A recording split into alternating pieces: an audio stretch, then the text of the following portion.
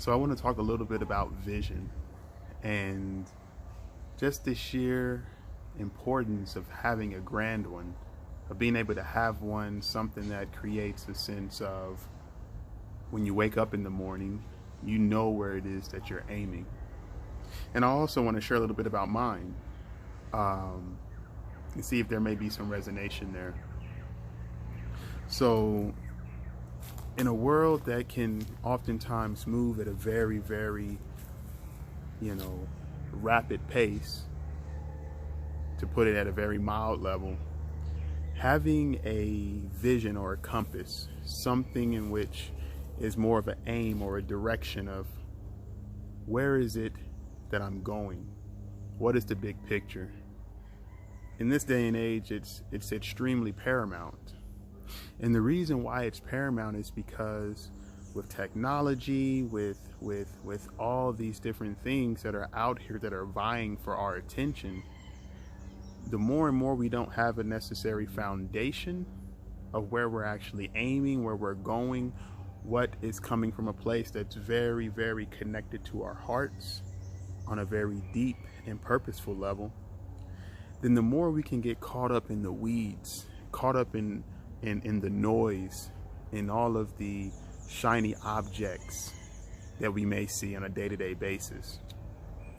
And a vision, and a big vision, something that you know and you feel within every fiber and cell inside of your body, something that's bigger than just you, where it's not about just I when it comes to the vision, but something that you feel deeply connected to a point of really being able to improve, or being able to assist, or being able to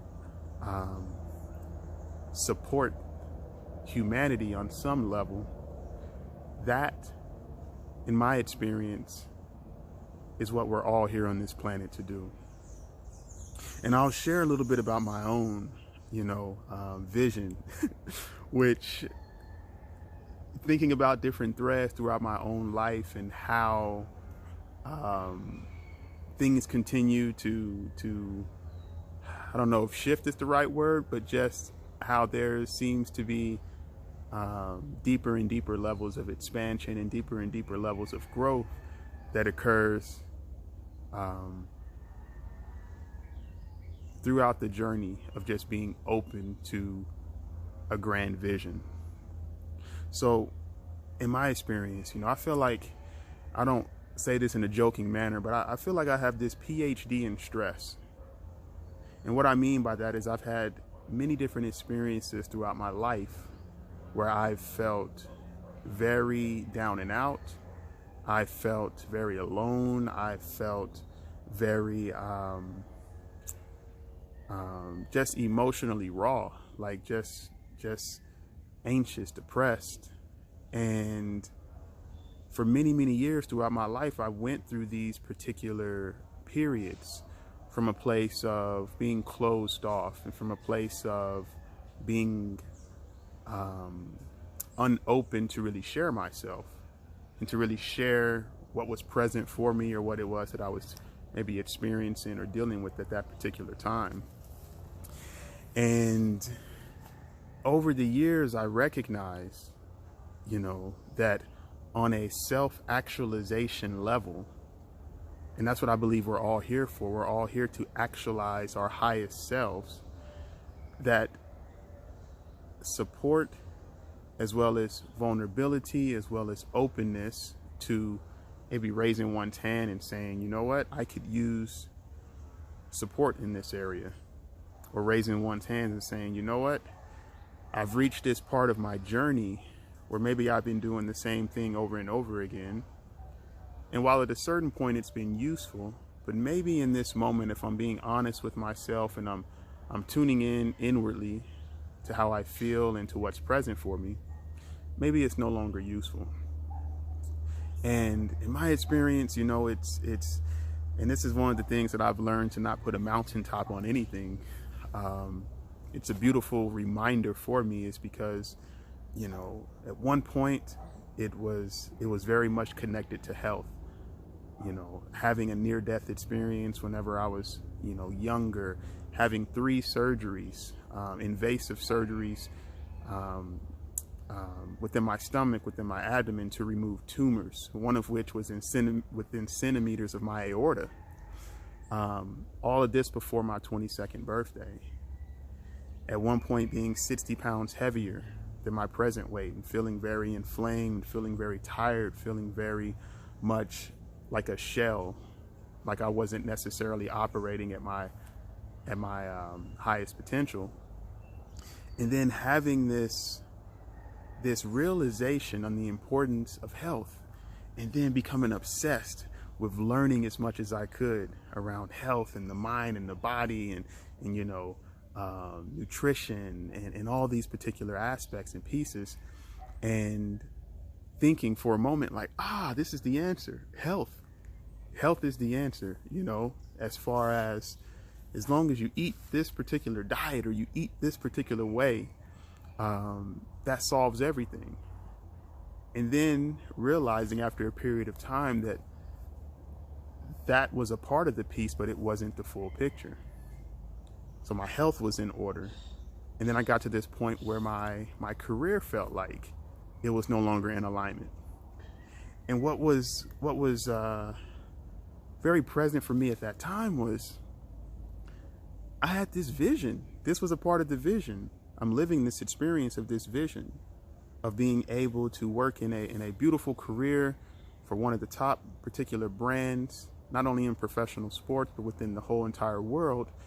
And that being a vision, a big vision, many years before, that was being actualized.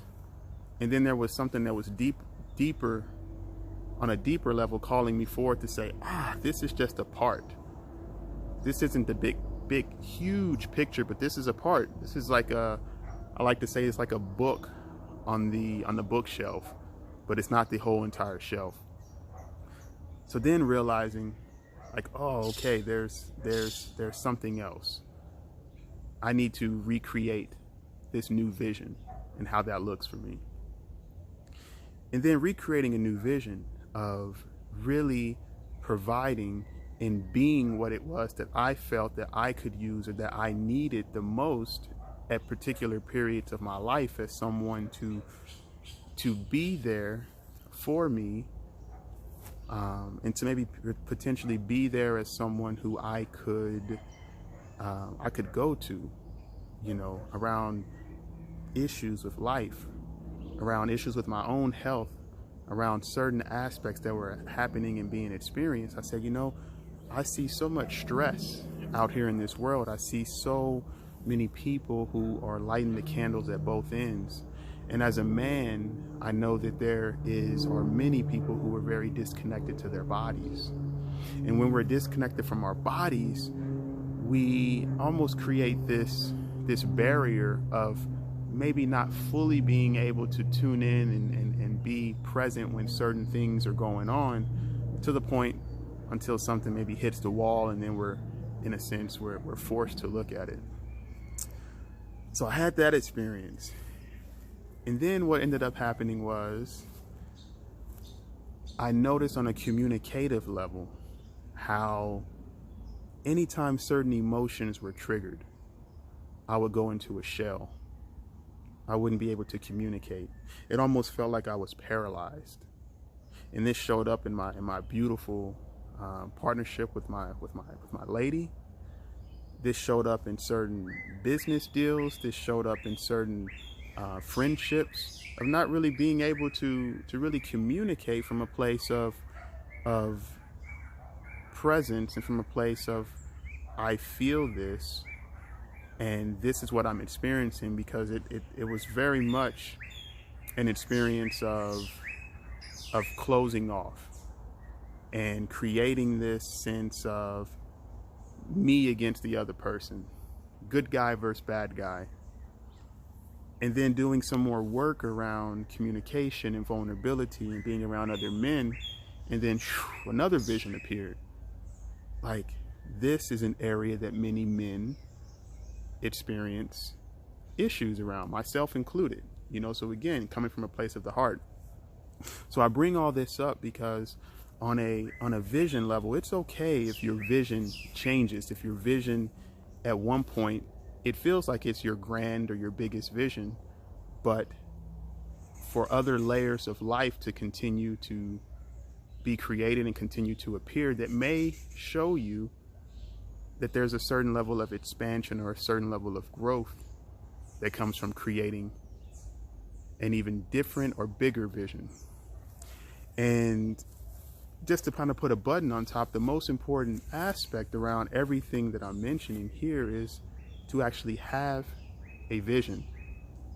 Because if you're waking up each day and you're on autopilot, you know, if you're going to a job that you no longer have any desire to be in, if you're not taking care of your health and have the body awareness to understand maybe what foods may serve and what foods may no longer be useful, and if there are certain triggers or certain patterns and behaviors that whenever certain emotions are flickered or triggered, there's this sense of contracting and either fleeing, or there's this sense of lashing out from a place of hurt